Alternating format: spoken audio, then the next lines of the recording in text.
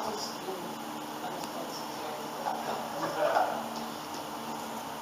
said, he was getting rid of bad habits.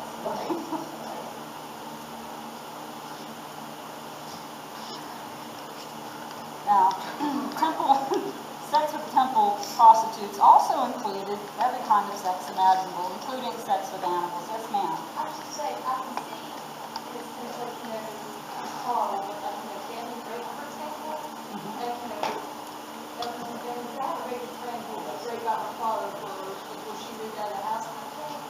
And so I can see in that sense of him saying, you shouldn't, sleep with your daughter. I can see that after that, in regards to the can't die for each other.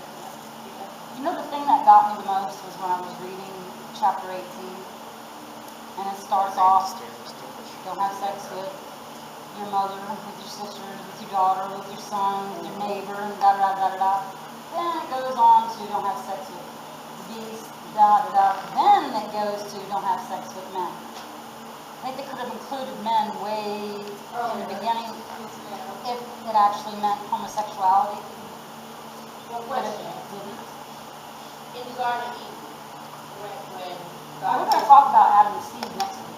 Oh, wow. But I just wanted to, I just wanted to say this, because I probably won't be here next week, because I live in Charlotte, okay, and I'm just here visiting. But when my interpretation of creation, all right, God created everything, then Adam came first. When Adam was lonely, he asked God, well, God, you already, I want to give you a man. Eve. Yeah. So, to me, I feel like Satan, he seduced her, but he did not have sex with her, but he seduced her mind. He took mind control over her. And his will was so strong, she couldn't resist. So wouldn't that be like a temptation, would you say, or a seduction? I would agree that he seduced her. Okay. Where was I? I'm sorry. Don't worry about it. Oh, yeah. So, that's what was going on.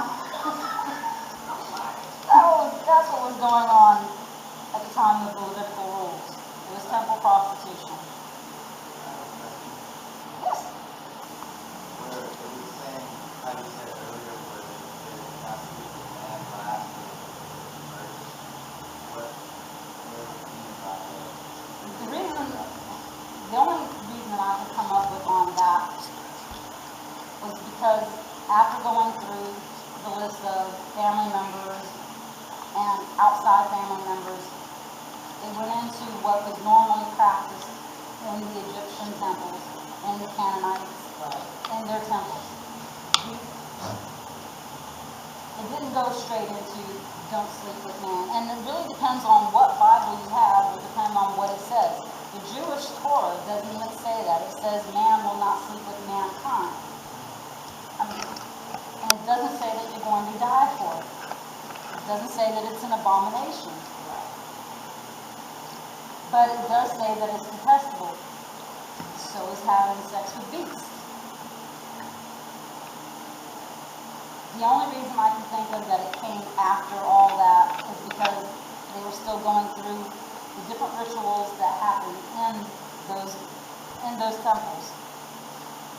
And really had nothing to do with homosexuality.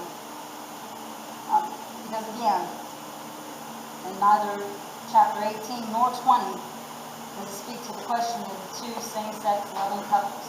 It never does say, don't fall in love. It doesn't say, if you fall in love, you will die. Oh, I can't see without glasses. So, then the question to me was, well, I'm going to sit here and tell you guys that this really has nothing to do with your lives. So what is Leviticus really about? And the central theme of Leviticus is worship. Worship, plain and simple. Worshiping God. You're either going to worship Him the way He wants, or you're going to worship somebody else. In worshiping God, you're letting God into every area of your life. At that time, the path to worship was through sacrifices and offerings. Jesus was that sacrifice, so we don't have to go through all that.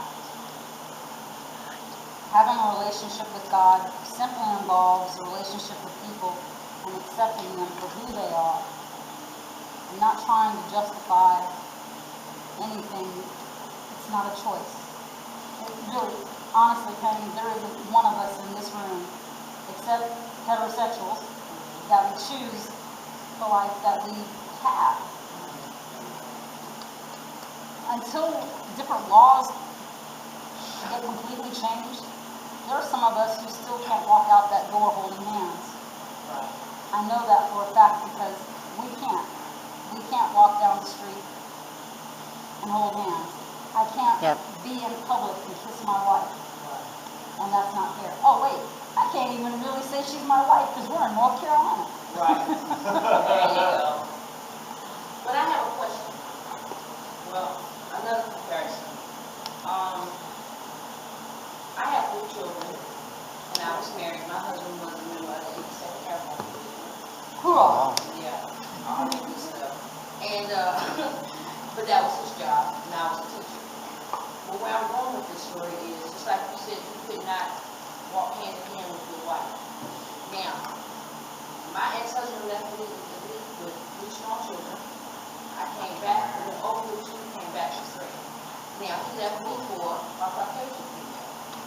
Now, I grew up in a small town in North Carolina called Wadesboro.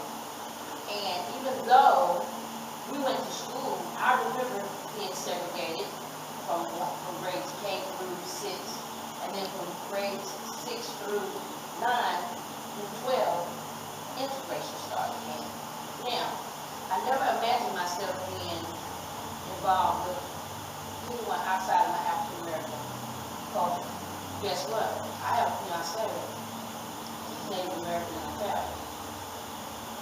So that was my choice. I never imagined in the year 2013, not been dating this man for 23 years, I would be with the Native American Italian, but the world would look at him as being a Caucasian male. Now, at first when I met him, I told him the only reason why I was dating him is because my husband left me